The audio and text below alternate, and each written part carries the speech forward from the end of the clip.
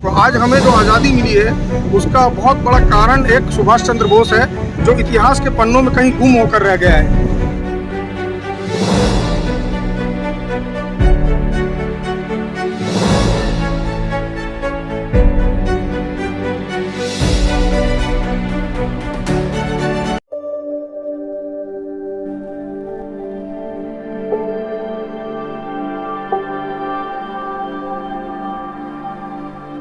Hello everyone, welcome back to my new blog.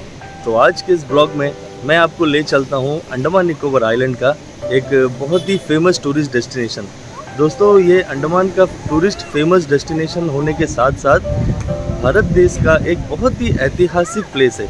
तो मुझे लगता है कि यहाँ के बारे में जानकारी आपको देना बहुत ज़रूरी है, आवश्यक है, ताकि आप अंडमान निकोबार आइलैंड का जब भी ट्रिप प्लान कर रहे होंगे तो मुझे लगता है कि ऐसे वीडियो के माध्यम से आपको जो जानकारी मिलेगी उसके बाद आपको भी एक इच्छा होगी कि ऐसे स्थान पे आप एक बार ज़रूर विज़िट करें, जो कि हमारे भारत देश का एक बहुत ऐतिहासिक प्लेस है। तो चलिए वीडियो को शुरू करते हैं और आगे हम आपको दिखाते हैं कि अंडमान निकोबार का ये फेमस टूरिस्ट डेस्टिनेशन कौन सा है और यहाँ का स्पेशलिटी क्या है, क्या खासियत है, क्यों ये यहाँ का ऐतिहासिक प्लेस है। वीडियो बहुत अच्छा होने वाला है दोस्तों। वीडियो अच्छी लगे तो लाइक शेयर सब्सक्राइब ज़रूर कर लीजिएगा। और अंडमान निकोबार के टूर एंड ट्रैवल पैकेज से रिलेटेड कोई भी इन्फॉर्मेशन अगर आपको चाहिए तो स्क्रीन पे जो नंबर शो हो रहा है आप उस पर हमें कांटेक्ट कर सकते हैं। कुछ भी इन्फॉर्मेशन चाहिए आप हमसे ले सकते हैं। चलिए चलते हैं, आगे बढ़ते हैं कि हम आज भारत देश के एक बहुत ही ऐतिहासिक स्थान पर मौजूद हैं। तो चलिए आज आपको हम बताते हैं कि हम कहाँ पर हैं।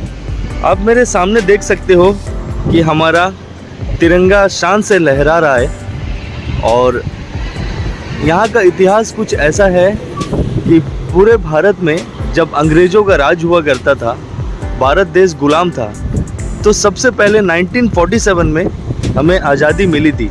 लेकिन 1947 से भी पहले नेताजी सुभाष चंद्र बोस द्वारा 1943 में भारत के इस यूनियन टेरिटरी को अंग्रेज़ों से आज़ादी मिल चुकी थी। इसका पूरा का पूरा श्रेय सुभाष चंद्र बोस जी को जाता है।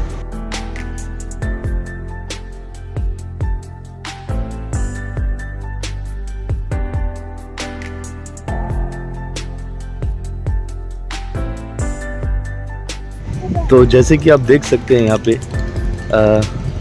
सन 1943 और जैसे कि शायद आपको वीडियो के नीचे में नज़र आ रहा होगा, लिखा हुआ है first tree colour hosting in India 1943। जैसे कि आपको वीडियो में बता रहा था, अंग्रेज राज करते थे जब भारत देश में, तब ये गुलाम हुआ करता था। हम सभी को पता है कि 1947 में आज़ादी मिली थी भारत को अंग्रेज़ों से। लेकिन ये भी सच है कि 1947 से भी पहले भारत के एक हिस्से को नेताजी सुभाष चंद्र बोस द्वारा आज़ाद करा दिया गया था और वो स्थान है अंडमान निकोबार आइलैंड, जो भारत यानी इंडिया का एक यूनियन टेरिटरी है।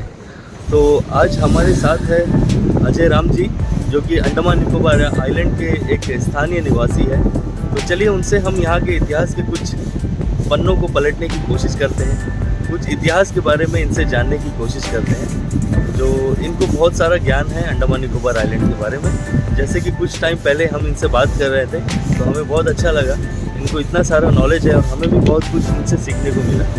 तो चलिए हम इनसे बात करते हैं। अजय जी, कुछ यहाँ के ऐतिहासिक प्लेस के बारे में आप बताइए कि ये ट्री कलर और ये फ्लैग पॉइंट क्यों फेमस है, किस वजह से फेमस है? फ्लैग पॉइंट इसलिए फेमस है क्योंकि अंग्रेजों द्वारा जब हमारे देश में पूरा शासन किया जा रहा था, सबसे पहले सुभाष चंद्र बोस जी जो है हिंद फौज के द्वारा और ये हमारे जो जापानी थे, जापानी के सहयोग के द्वारा यहाँ से अंग्रेजों को भगाया था। सबसे पहले भारत में आज़ादी यहाँ मिली थी 1943 30 दिसंबर को। तब यहाँ में सुभाष चंद्र बोस के द्वारा तिरंगा फहराया गया था। ये आज़ादी जो है सुभाष चंद्र बोस के प्रयास के द्वारा, उसके बलिदानों के द्वारा हमारे द्वीप को मिली थी। अंग्रेज़ों ने, देखिए सामने जैसे कि आप देख रहे हैं रोस आइलैंड, आप देख रहे हैं, यह उनका कैपिटल था। यहाँ से पूरे द्वीप को वो संचालित कर रहे थे। पूरे द्वीप को जो है यहाँ से ही संचालित किया जा रहा था। जी, हमें ये बताइए कि हम सब ने पढ़ा है, हम सब ने सुना है बुजुर्गों से कि 1947 में हमारा देश आज़ाद हुआ था, लेकिन 1943 में अंडमान के एक हिस्से को आज़ादी मिल गई थी। इस बात का इतिहास बहुत बाद में हमें पता चला और मुझे लगता है कि भारत देश के बहुत लोगों को नहीं पता होगा आज भी।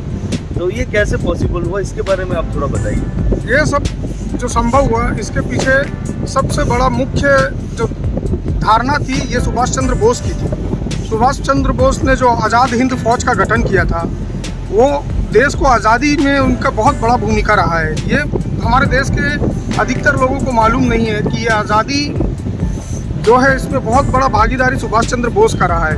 उन्होंने बहुत कड़ा संघर्ष किया। वे जर्मनी गए, हिटलर से मिले, वहाँ से उनको कोई सहयोग नहीं मिला। उसके बाद हिटलर के द्वारा प्रदर्शित किए गए मार्गों पर चलकर उन्होंने जापान का रुख तय किया। जापान गए, वहाँ में जो भारतीय फौज जो अंग्रेज के लिए लड़ रहे थे, अंग्रेजों के लिए जो भारतीय फौज लड़ रही थी, अंग्रेजों का समर्थन कर रही थी, उनको उन्होंने अपने तरफ किया। जापान की जो सरकार थी, वहाँ के जो लोग थे, उनको अपने साथ मिलाया, संगठित किया, आज़ाद हिंद फौज का गठन किया। फिर म्यांमार के रास्ते होते हुए भारत में आए। भारत में आने के बाद फिर उन्हें वो टाइम में द्वितीय विश्व युद्ध का एकदम चरम सीमा पर थी। अंग्रेज़ों के पास भी मतलब एक क्या बोलेंगे, एक कन्फ्यूज़न था कि वो अपना घर बचाए कि भारत को कब्जा करके रखे।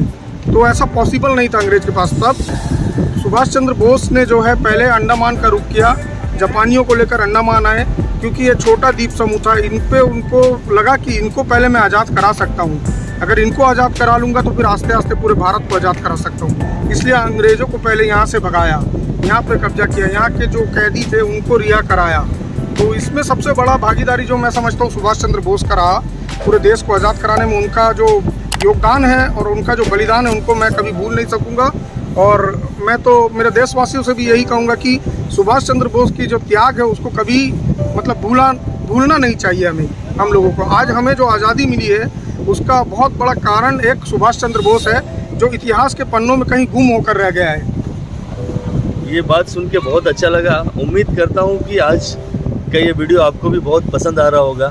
वीडियो अच्छी लग रही हो तो एक लाइक ज़रूर कर देना, और चैनल पे पहली बार हो तो सब्सक्राइब कर दीजिए, ताकि हमारे द्वारा आपको अंडमान निकोबार आइलैंड की तमाम इन्फॉर्मेशन समय समय पे मिलते ही रहे। और टूर पैकेज, जैसे कि आपको पता है, हमारा काम है टूर एंड ट्रैवल। हम तो पर्यटकों को सर्विस प्रोवाइड करते हैं, तो वैसे में आप हमारा चैनल सब्सक्राइब कर सकते हैं, ताकि आपको और भी ज़्यादा इन्फॉर्मेशन मिलती रहे।